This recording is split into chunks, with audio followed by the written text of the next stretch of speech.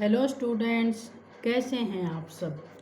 पिछली वीडियो में हमने हवेन श्यांग का भारत विवरण पढ़ा था। आज हम नालंदा विश्वविद्यालय के बारे में पढ़ेंगे। हवेन श्यांग ने नालंदा विश्वविद्यालय को उस समय का सबसे बड़ा शिक्षा केंद्र बताया है। नालंदा विश्वविद्यालय का शुरू में नाल नाम था। यह आज बिहार में पटना के पास है। इस महान शिक्षा केंद्र की स्थापना गुप्त वंश के शासक कुमार गुप्त ने अपने शासनकाल के दौरान करी थी। उसी के प्रयासों से इसने विश्वविद्यालय का रूप प्राप्त किया था। हवेन श्यांग लिखता है कि इसमें लगभग 66 ऊंचे भवन हैं जो 6 शासकों द्वारा बनवाए गए हैं। सम्राट हर्ष ने इस विश्वविद्यालय को आर्थिक सहयोग के तौर पर 200 कर मुक्त गांव दिए हैं। यहाँ शिक्षा प्राप्त करने वालों की संख्या 10,000 से भी ज़्यादा थी। इसमें शिक्षा प्राप्त करने के लिए चीन, तिब्बत, लंका, कोरिया, मंगोलिया तथा दक्षिण पूर्वी एशिया से छात्र आते थे। इसमें प्रवेश लेना आसान नहीं था। उस समय भी प्रवेश लेने के लिए एक परीक्षा देनी होती थी। उसमें उत्तीर्ण होने के बाद ही विश्वविद्यालय में प्रवेश दिया जाता था।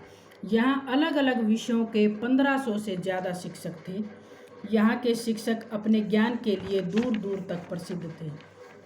आध्यात्मिक शिक्षा के अलावा चिकित्सा शास्त्र, ज्योतिष शास्त्र, गणित तथा योग शास्त्र की शिक्षा भी दी जाती थी। हवेन श्यांग ने स्वयं योग शास्त्र की शिक्षा यहीं से प्राप्त की। इस शिक्षण केंद्र में शिक्षा प्राप्त करने वाले छात्रों से शिक्षण, रहन सहन तथा खाने पीने का कोई खर्च नहीं लिया जाता था। यहाँ की शिक्षा पूरी तरह से निःशुल्क थी। अनुशासन के बारे में लिखा है कि पिछले 100 वर्षों में यह एक भी अनुशासनहीनता का मामला सामने नहीं आया। इस विश्वविद्यालय में अपना एक पुस्तकालय भी था। अध्ययन के आधार पर कहा जा सकता है कि हवेन श्यांग का विवरण हमें 7वीं सदी के समाज, संस्कृति व धर्म को समझने में हमारी काफ़ी सहायता करता है। इस ग्रंथ में जो कुछ कमियां हैं उनका भी मुख्य कारण यह है कि उसने बौद्ध धर्म से प्रभावित होकर कहीं कहीं अपने विवरण को अधिक बोधगम्य बना दिया है। कुछ बातें स्पष्ट नहीं की गई हैं तथा कुछ बातों को अधूरा छोड़ा गया है। इससे भ्रम की स्थिति उत्पन्न होती है, लेकिन इन कमियों का इस ग्रंथ की खूबियों के आगे कोई महत्व नहीं रहता। अब है बाण भट्ट का वृत्तांत। हर्ष की शासन संबंधी जानकारी के लिए हमारे पास साहित्यिक सामग्री का कोई अभाव नहीं है। इसमें बाण भट्ट द्वारा रचित हर्षचरित तथा कादम्बरी प्रमुख हैं, जिसकी रचना संस्कृत भाषा में की गई है। बाण भट्ट हर्ष के दरबार का सबसे महान कवि, विद्वान तथा साहित्यकार था। हर्षचरित नामक साहित्यिक ग्रंथ में राजा हर्ष के कार्यों का विशेष रूप से वर्णन किया गया है। जैसा कि इसके नाम से ही स्पष्ट है कि यह हर्ष के चरित्र की विशेषताओं पर आधारित एक दरबारी तथा साहित्यिक ग्रंथ है। बाण भट्ट द्वारा लिखा जाने वाला पहला ऐतिहासिक गद्य काव्य हर्षचरित्र ही था। इस ग्रंथ में कुल 9 खंड हैं। पहले 3 में बाण ने अपनी आत्मकथा लिखी है तथा शेष 5 खंडों में हर्ष के जीवन का चरित्र लिखा है। इस रचना के प्रथम भाग में बाण ने अपने पूर्वजों तथा अपनी महिमा का गुणगान किया है। इसमें बाण ने लिखा है कि उसका जन्म प्रतिकूट नामक गांव में एक समृद्ध परिवार में हुआ था। उसका पूरा गांव अपनी विद्वता के लिए दूर दूर तक प्रसिद्ध था। इस गांव में रहने वाले ज़्यादातर लोग ब्राह्मण थे जो अपने त्यागी जीवन के लिए जाने जाते थे। वह लिखता है कि उसकी छोटी आयु में ही उसकी माता का निधन हो गया था। उसके बाद उसका पालन पोषण उसके पिता द्वारा किया गया। अभी वह 14 वर्ष का भी नहीं हुआ था कि उसके पिता का भी निधन हो गया। इस घटना से गहरा आघात लगा। वह सब कुछ त्याग कर घुमंतु जीवन व्यतीत करने लगा। इस दौरान उसने अनेकों स्थानों की यात्राएं की तथा अलग अलग संप्रदायों के लोगों से उनका मिलन हुआ। इससे उसके अर्जित ज्ञान में काफ़ी वृद्धि हुई। संतुष्ट होने पर वह वापस अपने गांव लौट आया वहां वापस लौटते ही कुछ ईर्ष्यालु लोग उससे जलने लगे तथा उसके खिलाफ सम्राट हर्षवर्धन के कान भरने लगे। हर्षवर्धन ने बाण को संदेश भेजा कि वह आकर दरबार में उससे मिले। पहली मुलाकात में ही हर्ष बाण के ज्ञान से इतना प्रभावित हुआ कि उसने अपने दरबार में ही उसे रख लिया। हर्षवर्धन की प्रशंसा में कई बार वह साहित्यकार की सीमाओं को भी पार कर जाता है, लेकिन ऐसा होना स्वाभाविक है क्योंकि यह एक साहित्यिक रचना के साथ दरबारी रचना भी थी। वह एक स्थान पर लिखता है कि हर्ष में इतने चारित्रिक गुण हैं कि सामान्य व्यक्ति 100 बार जन्म लेकर भी उसकी तुलना नहीं कर सकता।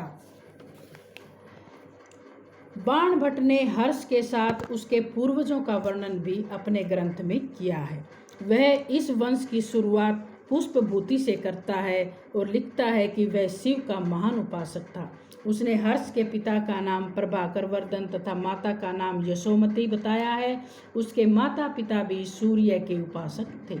वह लिखता है कि प्रभाकर वर्धन की कुल 3 संतानें थीं, राज्यवर्धन, हर्षवर्धन तथा राजश्री। लड़की राजश्री का विवाह मौखरी सम्राट ग्रहवर्मन के साथ किया गया। हुणों के आक्रमणों का सामना करने के लिए राजा प्रभाकर वर्धन ने अपने बड़े बेटे राज्यवर्धन को उत्तर दिशा में एक सैनिक अभियान पर भेजा था। हर्षवर्धन भी अल्पायु में अपने बड़े भाई के साथ इस अभियान पर गया था। अपने पिता के बीमार होने की खबर सुनकर हर्षवर्धन वापस थानेश्वर लौट आया। उसकी आंखों के सामने उसके पिता ने अंतिम सांस ली। वह चाहकर भी अपनी माता को सती होने से नहीं रोक पाया था। उसके द्वारा दिए गए तर्कों के आगे वह बेबस हो गया था। बाणभट्ट ने अपनी इस रचना में इस विकट परिस्थिति का बड़ा ही मार्मिक वर्णन पेश किया है। बाणभट्ट ने एक विशेष बात अपनी रचना में लिखी है कि प्रभाकर वर्धन ने अपने बड़े बेटे की अपेक्षा हर्षवर्धन को अपना उत्तराधिकारी घोषित किया था, लेकिन हर्ष ने प्राचीन परंपराओं का हवाला देते हुए इसे नकार दिया था।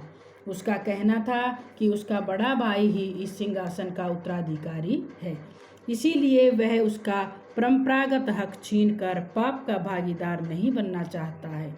शायद यह कथन बाणभट्ट ने हर्ष की बहुत ही ज़्यादा प्रशंसा के लिए लिख दिया होगा, क्योंकि राज्यवर्धन के राजा बनने के सभी गुण थे तथा हर्ष की आयु उस समय राजा बनने के लायक नहीं थी। जब उसके बड़े भाई को अपने पिता की मृत्यु का समाचार मिला तो वह भी सब कुछ छोड़कर उसी समय राजधानी पहुंचा। दोनों भाइयों ने इस शोक के समय एक दूसरे को साहस बंधवाया। बाण लिखता है कि हर्ष अपने बड़े भाई की छाती से लिपटकर जोर जोर से रोने लगा। राज्यवर्धन की हालत भी बहुत भावुक थी। उसी समय परिवार पर एक और आपत्ति आ पड़ी। उन्हें सूचना मिली कि उनके बहनोई जो राजश्री का पति है उसकी हत्या कर दी गई है और उसकी बहन को बेड़ियों में जकड़कर कन्नौज की कारागार में डाल दिया गया है। राज्यवर्धन इस घटना से पूरी तरह से विचलित हो गया और उसी समय 10,000 घुड़सवारों को लेकर मालवा की सेना पर हमला कर दिया। उसने जल्दी ही मालवा के नरेश की हत्या कर दी, लेकिन गौड़ शासक शशांक ने उसे धोखे से मार दिया। अपने भाई की हत्या का समाचार सुनकर हर्षवर्धन क्रोध से आग बबूला हो गया। उसने सिंहासन स्वीकार करने से मना कर दिया, लेकिन परिवार के सदस्यों तथा मंत्रीगणों के आग्रह पर उसने यह सिंहासन स्वीकार कर लिया। सिंहासन पर बैठते ही उसने अपने सेनापति के नेतृत्व में अपनी सेना गौड़ शासक को सबक सिखाने के लिए रवाना कर दी, लेकिन शशांक इसकी सूचना मिलते ही गुप्त स्थान पर चला गया।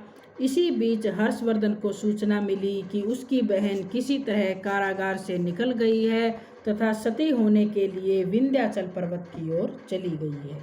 हर्ष इस बात को सुनकर परेशान हो उठा। वह अपने साथ विश्वास पात्र साथियों को लेकर उसी समय अपनी बहन को खोजने के लिए निकल पड़ा। अपने मित्र दिवाकर की सहायता से उसने अपनी बहन को उस समय खोज निकाला जब वह सती होने जा रही थी। बाण ने लिखा है कि हर्ष के लिए यह विजय उसकी आने वाली सब विजयों से बढ़कर थी। वह अपनी पूरी उम्र ईश्वर का इस बात के लिए धन्यवाद करता रहा कि उसने उसकी बहन को बचाने में मदद की। हर्ष ने अपनी सारी उम्र अपनी प्रिय बहन को अपने पास रखा और उसी के नाम से कन्नौज पर उसने शासन किया। अपनी बहन की इच्छा से ही उसने कन्नौज को अपने साम्राज्य की राजधानी बनाया।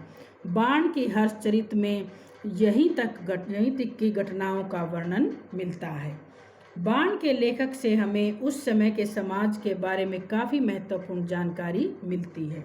इससे पता चलता है कि उस समय के समाज में सती प्रथा का काफ़ी प्रचलन था। इसे धर्म से जोड़कर देखा जाता था। हर्ष चाहकर भी अपनी माता को सती होने से नहीं रोक सका था। इसी तरह उसकी बहन ने भी सती होने की बहुत कोशिश की, लेकिन इस बार हर्ष ने ऐसा नहीं होने दिया। इससे पता चलता है कि उत्तराधिकारी संबंधी प्राचीन नियम उस समय भी कायम थे। इन्हीं के चलते हर्ष ने अपने बड़े भाई के होते सिंहासन स्वीकार करने से मना कर दिया था। बाल विवाह के बारे में भी हमें इस ग्रंथ से जानकारी मिलती है। बाण ने लिखा है कि जब राजश्री 12 वर्ष की हुई तो प्रभाकर वर्धन से उनका विवाह कर दिया गया। इसके लिए बाण ने उचित शब्द का प्रयोग किया है। उस समय की बहुत सी धार्मिक अवस्थाओं के बारे में भी हमें इस ग्रंथ से जानकारी मिलती है। दूसरा बाण का है नाटक कादम्बरी। कादम्बरी भी बाण द्वारा रचित एक ग्रंथ है जो संस्कृत साहित्य का एक बहुत ही अच्छा उपन्यास है। इससे भी हमें हर्ष के समय की सामाजिक तथा धार्मिक दशा का ज्ञान प्राप्त होता है। बाण की यह रचना संस्कृत साहित्य की सर्वश्रेष्ठ रचनाओं में से एक है। यह रचना पूरी तरह से एक प्रेम कथा है जिसमें महाश्वेता एवं पुंडरीक तथा कादम्बरी व राजकुमार चंद्रपीड़ की प्रेम कथाएं हैं। इस रचना में ये दोनों प्रेम कथाएं एक साथ चलती हैं। इसमें वर्णन किया गया है कि किस प्रकार महाश्वेता तथा कादम्बरी अनेक समस्याओं तथा कष्टों का सामना करते हुए अगले जन्म में मिलने की बात करते हैं। इस प्रेम कहानी के माध्यम से युवा मन की भावनाओं, संवेदनाओं, आशा, उत्साह, दया, दुख तथा निराशा के भावों को अच्छी तरह से प्रकट किया गया है। पशु तथा पक्षियों के माध्यम से इसमें मानवीय भावों को बड़े रोचक तरीके से प्रस्तुत किया गया है। इसमें प्रेम की कल्पना का जो चित्रण प्रस्तुत किया गया है वह पाठकों पर बहुत ही जादुई असर डालता दिखाई देता है।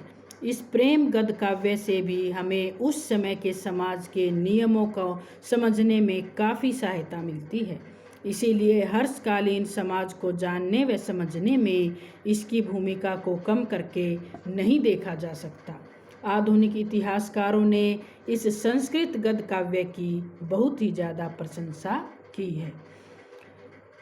इसके आधार पर हम यही कह सकते हैं कि हर्ष ने विकट परिस्थितियों में थानेश्वर का सिंहासन संभाला था। इसके साथ ही भारत को एक बार फिर एक राजनीतिक सूत्र में पिरोने का काम भी किया। प्राचीन भारत का यह अंतिम महान हिंदू साम्राज्य था। हर्ष को एक सैनिक, प्रशासक, दानशील, सहिष्णु, साहित्यिक का संरक्षक, उच्च कोटि का विद्वान तथा महान साम्राज्य निर्माता के रूप में हमेशा याद किया जाएगा। निसंदेह वह प्राचीन भारत के महान शासकों में से एक था। तो बच्चों, ये हमारा 6th लेसन कंप्लीट हो गया।